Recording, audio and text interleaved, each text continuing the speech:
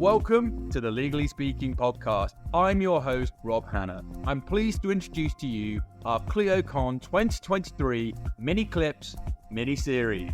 I'm absolutely honored and delighted to be joined by the wonderful Bob Ambrogi. How are you?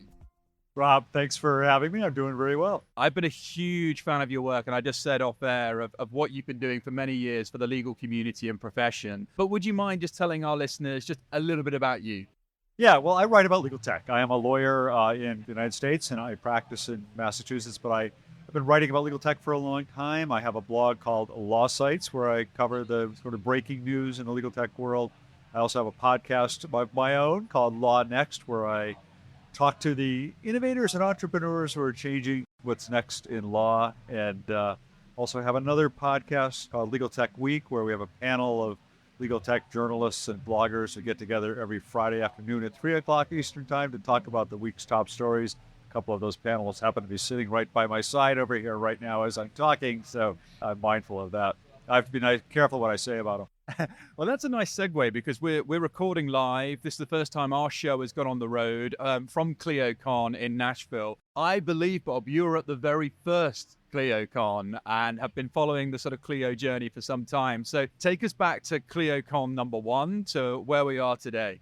I was at the very first Clio Con, and I'm still trying to get a take on how many people have been in every. I've been at every Clio Con. I know Joshua Lennon from Clio was there at that first one. A few others were there who have gone to every one since then. But it's a completely different conference in some ways, certainly in terms of size and scale. That first conference was under 200 people. It was in a smallish hotel in Chicago, and I think it was probably a little bit of an experiment for Clio at the time to do the conference and see what might happen. It was a success from year one. It had a great vibe. It brought together a group of people who were interested in innovation in law, who were interested in using technology to improve their law practices. And it's just gotten better and better and bigger every year, to the point where, as I'm sure your listeners have heard already, we're up to 2,500 people here this year live and another 1,000 people virtually. So it's a huge conference, but it has managed to sort of a little bit maintains that sense. I keep saying people have drunk the Kool-Aid. People who are here because they're really excited about technology and its potential impact on the practice of law. Yeah, and I think it has huge impact. But I want to go back to your fascination and obsession with tech. Where did that start? For me, it actually started. I'm a lawyer, as I said, but I was a journalist before I went to law school, and I was working as a journalist after I went to law school. I was a editor with American Lawyer Media out of New York, and but in the pretty early days of the internet, I just became really fascinated by the internet. I mean, I'm talking early, pre-web days, before the World Wide Web was even a thing. And when the web came along, I started to really believe that there was just enormous potential here for lawyers to use this tool. There were no lawyers on the internet in those days. I mean, it was a long way back. But I started writing. At first, I created a little syndicated column about how lawyers could use the internet. That developed into a publication. It led into a couple of books. And this was at a time when a lot of that was all still in print because lawyers weren't using email or online. But eventually, I started a blog 21 years ago now, I think, writing about this stuff. Have more on the internet originally, but it just really kind of evolved into covering the legal tech scene broadly. And I'm fascinated. I continue to be fascinated. This, as you well know, it's changing so rapidly and evolving so quickly that there's never a dull moment. There is never a dull moment. And obviously the buzzword has been said a lot, AI, throughout this conference. But I want to go to what your views as a lawyer, as well as obviously a legal tech, expert and sort of, enthusiast. What makes a good piece of legal technology? Oh, the number one rule is that it's actually something that's useful and practical to a lawyer's law practice. I can't tell you how many, startup founders will call me and want to tell me about their product. But how are they going to use this? I mean, how is this really going to change anybody's practice? They were so enamored of their own idea that they never stopped to think about how it might really help anybody. So that's number one. And then it just depends. I mean, it's going to be usable. It's going to be intuitive. Ideally affordable, and But then it just depends so much on the use case and the nature of the practice and everything else. Yeah, and I think, it's a very valid point that you mentioned. Take me back to a thought I had with Chris Voss's keynote on negotiation about it's not about you, right? It's about thinking about that from a legal technology point of view. It's not about you. It's like, how relevant is this for the lawyer or the law firm that's going to use it, and how easy it for them to actually adopt and then take action on it. So that's a really, really key point that you mentioned there. What about sort of looking forward? What are you most excited about? Because you have your finger on the pulse when it comes to legal tech, and obviously Clio have introduced Clio Duo. AI is the buzzword. What are you excited about in terms of the world of legal tech? I can't help but be excited about generative AI and what it might mean for legal. It's still so early. I mean, here we are sitting here in October 2023. This just came around in November of 2022 and really just started taking on steam early in 2023. So a lot of companies some are racing to get products out. Some are being a little bit more deliberate and thoughtful about it to get products out. Clio launched its Clio Duo, as you mentioned. And I think they did it a little more deliberatively. They didn't race to get something out. But so far, I think the applications that we're seeing for it are pretty much focused on common tasks, helping make lawyers' days a little bit easier, but not really dramatically changing anything yet. But I do think this technology has the potential to dramatically change how lawyers deliver legal services. And more importantly, I think it has huge potential to address the access to justice gap, which is, we talk a lot about it in the United States, but it's a worldwide problem. I'm well aware. And I think this technology will not just empower lawyers, but will be able to empower consumers to get legal information, get things done, get legal problems solved in new ways that we have yet to imagine. Yeah, and I completely agree. And Jack talked about technology as levers, right, to increase output and efficiency. And you talked about access to justice, which we want to drill down a little bit more. And also, Jack in his keynote talked about the latent legal market, which potentially is up to $3 trillion, which is just huge, right? What do you think is the key to solving the problem when it comes to access to justice? Obviously, this can help, but we're not there yet, right? This isn't just going to kind of be an overnight thing. It's going to be a gradual thing. So what does need to continue to happen to ensure that we really do bridge that gap, if that makes sense?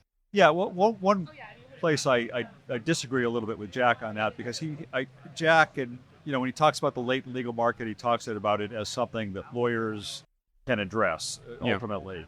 And I don't believe that. I think lawyers can address more of it and a big chunk of it, but they're never going to address all of that latent legal market. I mean, they're not going to address the full justice gap. Yeah. There needs to be other ways. A lot of the problems that are defined as part of the justice gap are not ones that would ever go to a lawyer or that a lawyer would ever want to help. And so there needs to be other ways to deliver services to people with legal help, make them more aware of the problems they have and how they can resolve those problems. So I think AI is part of that. Here in the United States, something that's been emerging is this idea of regulatory reform of the legal profession in terms of who can own a law practice, to the extent to which technology companies can deliver legal services.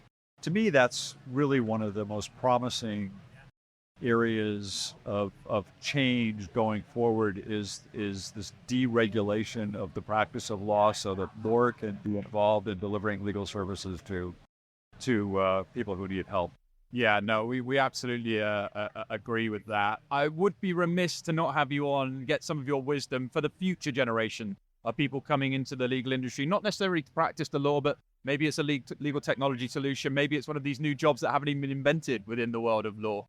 What do you think you would say to those people who are thinking about entering the legal profession? What are some of the skills or traits that you think you need to really shine? And anywhere in the profession. I mean, that's a big question. I mean, I think probably the traits that you need to shine. Number one, it's a trite, overused word, but I think passion is pretty important. If you don't care about what you're doing, you're not going to do a good job at it, whether it's practicing law or developing technology or whatever else it is in life. So I think that's number one. You've really got to believe in what you're doing and why you're doing it. Beyond that, good listening skills. podcasters maybe have that, I hope. And good communication skills, it's sort of the basics. But I think really it's just it's passion, it's curiosity for what the possibility, open-mindedness about what the greatest advances I think in legal are coming from people who are willing to think about what the possibilities are. And there's a whole lot of people in the legal world who are very close to thinking about that and who are holding back the profession, I think. So it's sort of a rambling answer, but those are some of the key traits, I think. I absolutely agree. And I want to ask you this next question because I've been following you and your content for a long time. I look up to you. I respect you. I like you. And I've met you in person. You're exactly what you are online, which is refreshing for me. Flattery will get you everywhere, Rob. Yeah, it will, but also the truth will too, right? And I think, you've been a real role model in the world of what I'm doing as well with podcasting. And I think it's important to kind of understand, what do you want the legacy for you to be? What does that look like? You've been producing and blogging for a long, long time. What does that look like for you? What is that? Because that's what gets me out of bed. I have my own personal sort of drive and ambition for that and this digital world. What is it for you? What does it look like? He was fair and honest. Like it. Okay. And a final question. What keeps getting you coming back to Clio Con? Because you've been here from day one. You said it keeps you keep coming back. What is it and why should people care? And why should people think about maybe coming to Austin, Texas? I just wrote on my blog the other day. I think this is the best legal tech conference out there.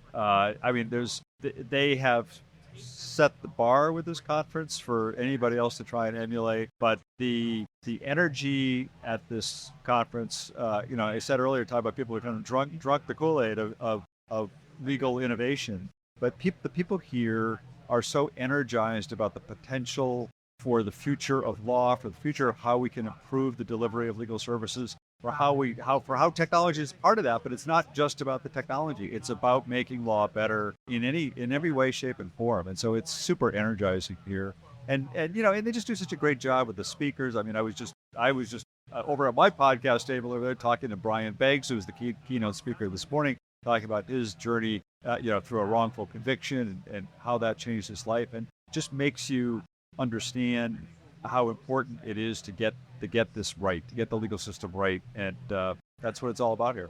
I mean, transforming the legal experience for all is an absolutely huge mission, that's right? That's a good model. They ought to pick up.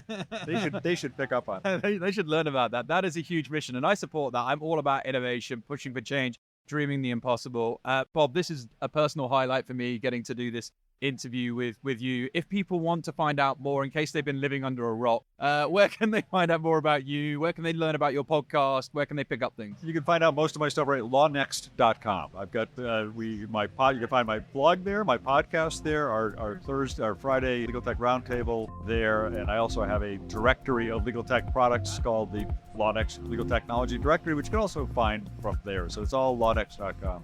Go and check it all out, folks. Bob, it's been an absolute pleasure, but from all of us for now, over and out.